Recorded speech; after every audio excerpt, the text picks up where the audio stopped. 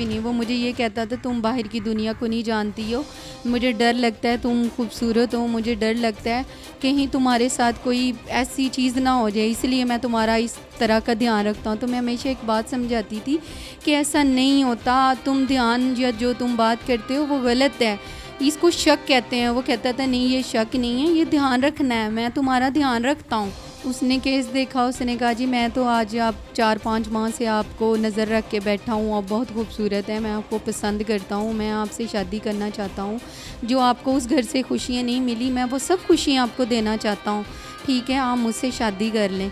ठीक है, मैंने बहुत सोचा, मैंने कहा जी पढ़े लिखे हैं, वकील साहब हैं, मेरा साथ देंगे। होने वाला था, उन्होंने अबॉर्शन करवा दिया। उन्होंने कहा जी अभी मेरी फैमिली आपको कबूल नहीं कर रही तो बेबी को कहाँ से करेगी, इसलिए लिहाजा आप ये नहीं कबूल कर रही थी। उसने फिर निकाह किस बुनियाद पे किया था अगर उसकी फैमिली कबूल नहीं कर रही थी? क्योंकि उसने अपने घर वालों से चोरी मेरे साथ निकाह करा था। मैं उस जान के बारे में सारा जानती हूँ खोल के। तो वो एक इतनी लंबी चैट होती है कि उसमें साहब जी कह रहे होते हैं कि मैं अपनी जान को बहुत मिस करता हूँ, मैं अपनी जान से बहुत शर्मिंदा हूँ। ये एक लड़की के मैसेज होते हैं, फिर दूसरी लड़की के खोलती हूँ तो वो भी सेम लाइक ऐसे होते हैं, फिर तीसरी के खोलती हूँ तो फिर तो इंतहा हो जाती है, समझ ही नहीं आती कि पहले वाला शक नहीं करता था, वो वाकई में मेरी केयर करता था, क्योंकि उसको पता था कि बाहर की जालिम दुनिया कैसी है और मुझे खा जाएगी। और मुझे लगता था ये शक है और ये ज़िंदगी के शायद तंग ज़िंदगी का सांस लेना है, मैं समझ नहीं पाई। और दूसरा वाला करैक्टराइज था और वो बल्कि मुझे ये चीज़ों से 3 दिन रहने के बाद ये मेरे पास आई, ठीक है। मुझे इन्होंने कहा जी मुझे मार देंगे, ये कर देंगे, वो कर देंगे। वहाँ पर इनको पॉलर बना कर दिया था इन्होंने। पॉलर के अंदर बिज़नेस का अपना सिस्टम कोई और। फैमिली में जाता हूँ, उनसे पूछ गीछ करता हूँ तो वो कहते हैं कि जी ऐसी जैसी बुरी औरतों का हमें नहीं पता होता। जब मैं इतना बुरा हूँ, जब इसको 18 साल में ख्याल नहीं आया कि मैं बुरा हूँ, मैं मेरे साथ ये गई थी। और जब लड़कों ने इनके ऊपर अटैक किया था और हमला किया था, जो इन्होंने घरों में चोरी करवाई वो इन्होंने खुद करवा के उसके ऊपर आदिल असलम के ऊपर क्लेम करवाया। अस्सलाम वालेकुम जी, मैं हूं फैसल खान सूरी और आप देख रहे हैं एनपीजी मीडिया। आज मैं आपके सामने हकीकत लेकर आऊँगा, उस औरत की हकीकत जो बहुत शरीफ दिखाई दे रही थी मीडिया पर और मीडिया को पागल बनाई रखा तकरीबन 3 से 4 माह। और बताया कि मेरा पहला शौहर था, उसने मेरे साथ लव मैरिज की, बच्चे पैदा किए, उसने मुझे धोखा दे दिया, वो मेरे अखराजात पूरे नहीं करता था। और उसके बाद उसने एक वकील से शादी की। लेकिन वकील से शादी किस तरह से हुई थी ये आप सुनकर चौंक जाएंगे कि हुआ क्या। एक इंतहाई अफसोसनाक ये वाक़या है कि वो रातों को अपने शौहर की मौजूदगी में रातों को वकील को मिलने के लिए जाया करती थी, तकरीबन रात को 1 बजे। और मोहल्ले वालों ने बताया कि ये रात को वकील से मिलने के लिए जाती है और रात को फिर वापस अपने घर आती है अपने बच्चों के साथ सोने के लिए। सारा मामला क्या है, अब उसके किसके साथ चक्कर चल रहे हैं, उसने कितना पैसा खाया लोगों का, और ये सारा मामला किस तरह से पता चला हमें, ये आपको भी सुनवाते हैं। मेरे साथ जो शख्सियत मौजूद है उनका फेस ब्लर कर रहा हूँ। वजह यह है कि उनकी जान को भी ख़तरा है, क्योंकि उनकी जानिब से, समीना की जानिब से इस शख्स को धमकियां आ रही हैं। इस शख्स को कहा जा रहा है कि तुम्हें गैर मुस्लिम कहलवा कर मुसलमानों से पटवाऊंगी, मुसलमानों से कत्ल करवाऊंगी। चूँकि ये शख्स पहले मुसलमान नहीं था, गैर मुस्लिम था, तो इसलिए वो इस चीज़ का फ़ायदा उठाना चाहती है। सारा मामला इन्हीं से जानते हैं। सर मुझे ये बताइए कि समीना कैसी लड़की है? सर वो मेरे साथ उसका जो सिस्टम चल रहा था, मेरे साथ उसका जो घर बार शुरू हुआ था, वो 17-18 साल तक वो सिस्टम चलता रहा। उसके अंदर उनके अनगिनत ऐसे बीच में केसेस हुए कि जिसकी वजह से मैंने उनको मना करने की भी कोशिश की और समझाने की भी कोशिश की, उनके घर वालों को भी बताने की कोशिश की, लेकिन उन्होंने भी कोई मौजूदा एक्शन नहीं लिया। ये 9 बहन भाई हैं, ये अपने बहन भाइयों में से दूसरे नंबर पे है और ये मीडिया में बता रही हैं कि मेरी 30-31 साल उम्र है। मैं खुद 38 ईयर्स ओल्ड हूँ। तो ये आपको लगता है 30-31 साल इनकी एज है? ये 36-37 साल, 28 साल इनकी, 38 साल इनकी एज है। इनके बच्चों की उम्र क्या है? इनके 2 बेटे हैं। एक बड़े वाला जो दाऊद है उसकी एज है 14 साल और जो छोटे वाला हैदर है उसकी एज है 9 साल, ठीक है। और ये लोगों को बताती है कि मेरे बच्चे बहुत छोटे हैं और यहाँ पे एक बात ऐड करता चलूँ, बहुत अहम पॉइंट ये है कि ये लड़की अपनी बरहाना वीडियोस, अपनी हॉट पिक्चर्स लड़कों को सेंड करती है और फिर पैसे खाती है और फिर उनको अपनी तरफ माइल करती है। उनको सिर्फ़ और सिर्फ इसलिए माइल करती है कि ये अपने घर का सर्कल चला सके और इस तरह से ये पैसे लूटती है लोगों से। मुझे ये बताइए कि ये कितने लोगों को इस टाइम सेट कर चुकी है? जितने यूट्यूबर्स हैं या कोई भी है जो उनके पास आया था इंटरव्यू करने के लिए, कितने लोगों के साथ उनका राब्ता है? बहुत सारे लोगों के साथ उनका राब्ता है। जितने भी इंटरव्यूज़ करने वाले आए हैं उन सब ने इनकी फेवर की और इनकी हेल्प करने की कोशिश की। इन्होंने लास्ट जो वीडियो की माजिद भाई की, उसमें इन्होंने अपना नंबर लगवाया। उसमें इन्होंने 4 इंटरव्यू किए, एक इंटरव्यू में उन्होंने अपना नंबर लगवाया हेल्प की आवाज़ के लिए। तो लोगों ने, बहुत सारे लोगों ने इनकी हेल्प की, बांग्लादेश से, कनाडा से, यूके से, हर तरफ से इनकी हेल्प हुई है। इन्होंने बहुत सारे पैसे गेन करने के बाद मुझे इन्होंने दुबई भेजा कि जी आप यहाँ से दुबई जाएं और वहाँ जाके सेटल हो, यहाँ का माशरा हमें एक्सेप्ट नहीं करेगा, ठीक है। वहाँ पर इन्होंने मुझे फंसवाने और मरवाने की कोशिश की। जिस शख्स के पास इन्होंने मुझे भेजा वो वहाँ पर इनका अपना ही था। इन्होंने मेरी रिटर्न टिकट कैंसिल कर दी, मुझे ब्लॉक लिस्टों पे लगा दिया, मुझे किसी चीज़ का रिस्पांस नहीं था वहाँ पे। तो मैं वहाँ से बड़ी मुश्किल यहाँ पर वापस पहुँचा कि ये जानने के लिए कि आपने आखिरकार मुझसे ये सब सिस्टम क्या किया है। यहाँ आने के बाद मुझे पता चला कि जी इन्होंने एक एनजीओ में बंदा काम करता है यूके में, डॉक्टर काज़मी के पता नहीं क्या उनका नाम है, उनसे इन्होंने निकाह कर लिया है। वहाँ से मैंने बहुत लोगों से जानने, ये उसका तीसरा निकाह है। ये उनका तीसरा नहीं है, ये उनका 5वां शादी होगी, क्योंकि मेरे से पहले उनकी बचपन में शादी हो चुकी थी। उनके माँ बाप ने छोटी उम्र में उनको अपने ख़ानदान में ब्याह दिया था। अब उस आदमी की इनके फैमिली वालों से क्या मसला मसाइल था मैं नहीं जानता। उसने 1 डे इनको रखा और अगले दिन उन्होंने इनको ड्रॉप कर दिया। सेकंड जब हुआ, जब इनके पेरेंट्स को पता चला कि मेरे साथ इनका रिलेशंस चल रहा है और ये सिस्टम है, तो वो इनको अपने ख़ानदान में दे आए थे बहावल नगर चिश्तियाँ गाँव में। वहाँ पे इनका दाद का हर ख़ानदान है। ये वाहिद एक है जो बाहर ख़ानदान में आई है, ठीक है। मोस्टली ये लोग अपनी फैमिलीज़ में ही देते हैं। तो उसके पास ये 3 दिन रही थी। 3 दिन रहने के बाद ये मेरे पास आई, ठीक है। मुझे इन्होंने कहा जी मुझे मार देंगे, ये कर देंगे, वो कर देंगे, ऐसे हो जाएगा मेरे साथ। हम लोग यहाँ से उसको लेकर वहाँ से यहाँ लेकर आए। जो भी ये हमें कह सकते थे हमने इनके यहाँ आने के बाद मैंने इनको अपने पास रखा। इनके पीछे मैंने इस्लाम कबूल किया, सर्टिफिकेट लिया। मेरे पास सर्टिफिकेट पड़ा बादशाह मस्जिद का, बहुत बड़े मौलाना ने मुझे इस्लाम कबूल कराया। उसका मतलब ये नहीं है कि आप लोग इस तरह करें, ठीक है। ये मेरे पे क्लेम करें, फतवे लगाएं और मेरे पे इस तरह के मज़हब के ऑब्जेक्शन। चौथी शादी किस तरह से? चौथी शादी इनकी आदिल असलम से हुई, जो वकील था। हाँ जी, जो वकील था। आदिल असलम जो शेखुपुर फ़रूखाबाद में रहता है। हम मक्का कॉलोनी के रहायशी हैं, हम वहाँ पे बड़े अरसे से रह रहे हैं, बहुत सारे लोग हमें जानते हैं। वहाँ पर इनको पॉलर बना कर दिया था। इन्होंने पॉलर के अंदर बिज़नेस का अपना सिस्टम कोई और शुरू। 2 नंबरी। अब ये 2 नंबरी इनको पता हो। मुझे जब लोगों से पता चली थी कि जी ये एक वकील के साथ खड़ी होती हैं, गुफ्तगू करती हैं, आधी रातों को उनके घर जाती हैं और वहाँ से 1 बजे निकलती हैं, आपके बच्चे दरवाज़ा खड़काते हैं, कुछ छोटी उम्र के लोग हों तो मैं बात करूँ। अब वो बड़ी उम्र के लोग थे। उधर पूरी गली ने इनके ख़िलाफ़ गवाही दी। जब इनसे पूछगीछ की तो इन्होंने पूछगीछ पे घर छोड़ दिया। मुझे एक मोहम्मदी बिस्तरा देकर चली गई कि जी ये मोहम्मदी बिस्तरा है, ये आपका घर है। सारी चीज़ें मेरे से पैक करवाई, घर की सारी हर चीज़ इन्होंने मुझसे पैकिंग करवाई। मेरे से 10,000 रुपया लेके रिक्शे का किराया भी लिया इन्होंने, ठीक है।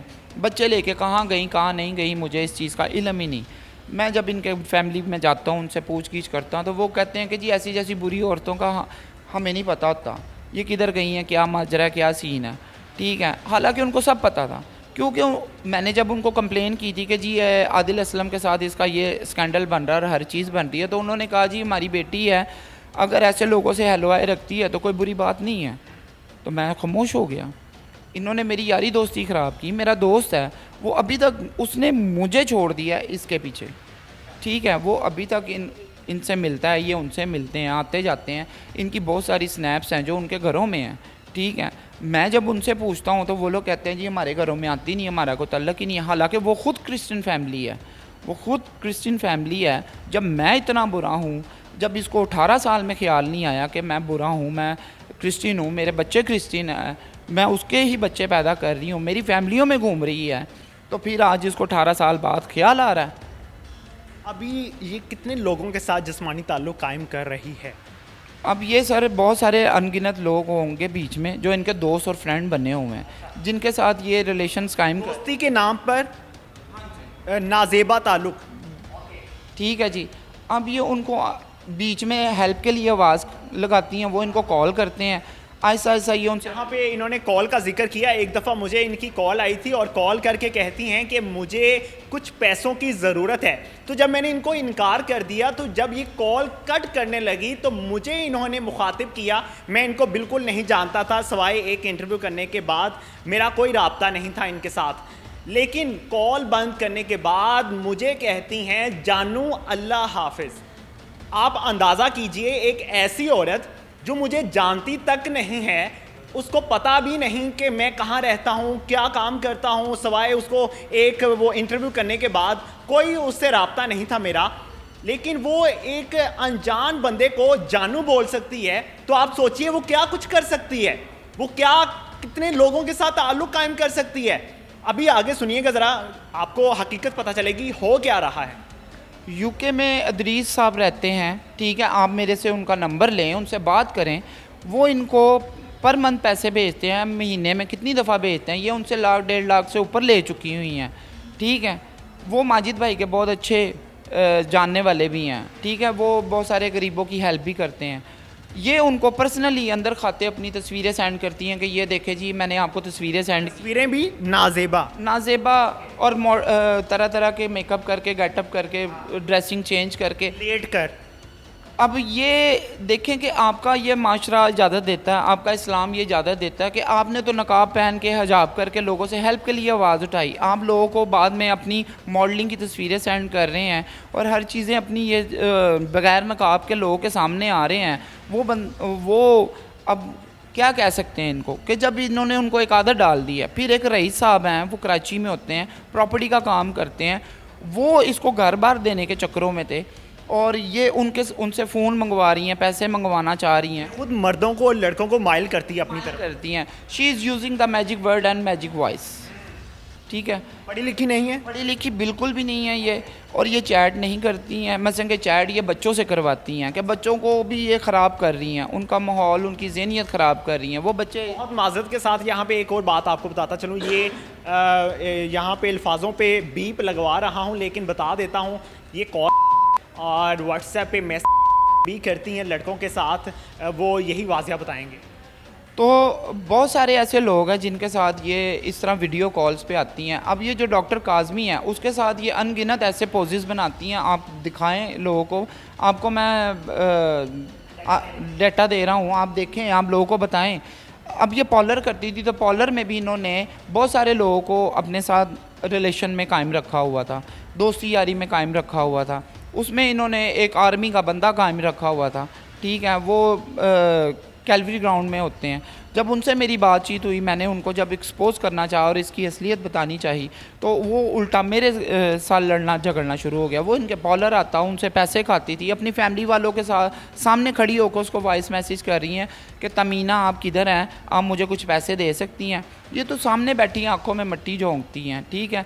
मेरे साथ ये रह रही थी इतने देर, ये 5-6 महीने मेरे साथ रही हैं। जितने भी इन्होंने आदिल असलम के ख़िलाफ़ सबूत इकट्ठे किए हैं या उनको इन्होंने बदनाम करने की कोशिश की है, वो सब के सब गलत हैं। इन्होंने जो चोरी का क्लेम उस पर लगाया है वो तक गलत है, क्योंकि इन्होंने चोरी खुद करवाई और उसके ऊपर क्लेम लगाया, क्योंकि वो ये उनसे पैसे खाना चाहती थी, उनको ये ब्लैकमेल करती थी कि मुझे पैसे दो, मुझे ये दो, मुझे वो दो, क्योंकि वो अपने घर बार का मालिक था, करोड़ों का वो मालिक है, ठीक है। तो इन्होंने एक वकालत के और उसके ओहदे के सिर पे वो किया कि लोग मुझसे डरेंगे और कि मैं एक वकील की बीवी हूँ, और वो अपने काम चला जाता था, ये अपने पॉलर में इन्होंने बिज़नेस कम और दूसरों के साथ रिलेशंस कायम करना। अंदर इन्होंने लोगों को तस्वीरें सेंड करनी, अपनी मॉडलिंग की करनी और वीडियो कॉल्स भी करनी, ठीक है।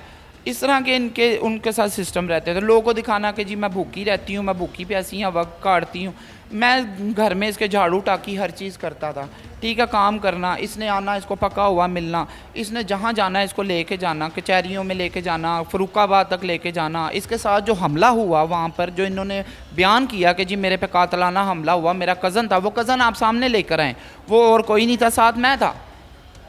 ठीक है, मेरे साथ ये गई थी, और जब लड़कों ने इनके ऊपर अटैक किया था और हमला किया था, जो इन्होंने घरों में चोरी करवाई वो इन्होंने खुद करवा के उसके ऊपर आदिल असलम के ऊपर क्लेम करवाया, क्योंकि वो इसको छोड़ के जा चुका हुआ था। पुलिस वालों के साथ भी इनके नाजायज़ ताल्लुक हैं।